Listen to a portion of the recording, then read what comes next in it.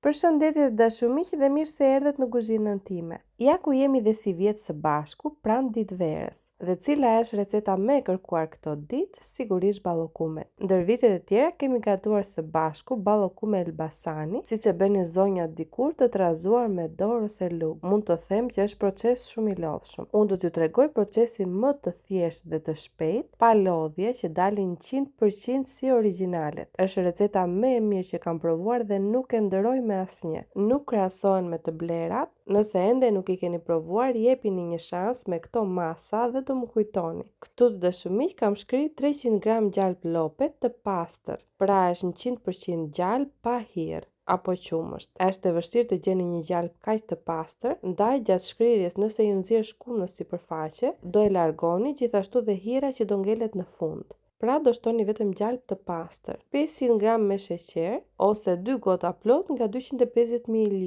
Do e hidhni të nxehtë ashtu që është sheqeri që të zbutet dhe të e trazoni për 1 minutë me mikser ose me një lugë ose dorë sipas dëshirës. Për ta shkurtuar pak procesin e trazimit, pasi që keni trazuar për 1 minutë, do e vendosni për 10 minuta në frigorifer, derisa të fillojë pak gjalpi të trashet dhe kur ta prekni tasin nga poshtë mos të jetë i ngrohtë. Por as të ngri gjalpi, thjesht të filloj pak të trashet. Trazimin e kam bërë tek një tas pak të gjerë, në fakt për të dukur mirë në video, por do ishte e mira që ta trazoni në një tas të ngushtë dhe të thellë. Dhe që mos të bëhet pizë vërdall banaku, mund t'i vendosni letër alumin në këtë mënyrë siç e kam bërë në video, që mos të bëhet vendi vërdall me gjalp dhe pastaj t'ju hapet punë. Procesi i trazimit me mikser është diku te 25 minuta. Gjatë kësaj kohe do trazoni vazhdimisht. Varet dhe nga ambienti, nëse ambienti është i ftohtë, për 15 me 20 minuta do jetë gati. Për të qenë e sigurt, po ju them 25 minuta. Ndërkohë, gjatë trazimit, her pas here do mbështillni ansoret me një shpatull dhe të vazhdoni trazimin derisa masa të shkumojë, të zbardhet dhe të fryhet, siç e shikoni dhe në video. Pasi që keni arritur këtë rezultat, do të vazhdojmë më tej.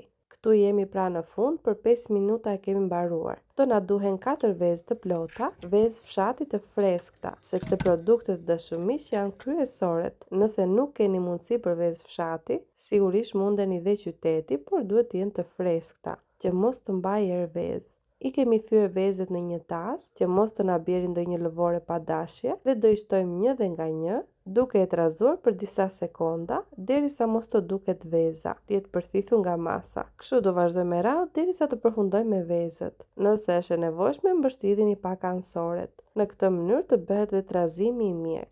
Ja, pra kjo ishte dhe veza e fundit. Ndërkohë do vazhdojmë duke shtuar finj.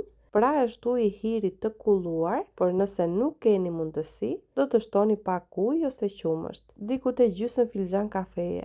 Pasi që kemi shtuar finjën, do na duhen 2 lugë gjelle plot me miell gruri. Në këtë moment që gjalpi mos të na pritet. Do e trazojmë derisa të përthithet nga masa për disa sekonda. Dhe tani do vazhdojmë trazimin me lugë. Zonjat nga Elbasani përdornin lugë druri ose en bakri, por ne të dashur miq sipas mundësive do veprojmë. Por dalin aq të mira të dashur miq sa në të vërtetë ja vlen t'i provoni. Dal nga dal po shtoj miell misri të imët për ballokume. Do t'ju duhen diku te 750 gram. Nëse forcohet brumi dhe ju lodhen duart, nuk e trazoni dot me lugë, mund të vazhdoni trazimin me dorë. E vetmja gjë që duhet të kujdesni është të trazoni lehtë, pa e shtrënguar ose ngjeshur, që mos të humbasë ajri që kemi krijuar brenda. Thjesht ta lëvizim pak që të futet mielli dhe ta pi masa si në video. Do krijoni një brum që ngjit shumë nëpër duar. Absolutisht nuk duhet të jetë brum i fortë. Nëse do i bëni fikse të gjitha masat dhe do i peshoni, rezultati është 100%. Gjithashtu të peshoni dhe ballokumet, ku duhet të peshojnë 150 gram secila. Kjo është masa perfekte. Si fillim do i mbështillni top si në video, më pas do i shtypni pak lehtë me dorë. Vazhdojmë me pjekjen, pjekim në furrë të parangrohur në 180 gradë për afërsisht 25 me 30 minuta. Do i kujdesni dhe vetë derisa të marrin një ngjyrë të tillë. Do i largojmë direkt nga furra, do i lëm të ftohen pa i prekur fare sepse janë shumë të buta dhe mund të shtypen. Pasi të ftohen mirë, janë gati për t'i mbështjellë. Mos keni hiç merak sepse nuk dalin si biskot, por dalin tepër të buta. Thjesht bëni kujdes mos t'i piqni tepër. Pasi t'i jenë ftohur ploftësisht, do i mbështjellni. Nëse i provoni, punë të mbar dhe ju bëft të mirë.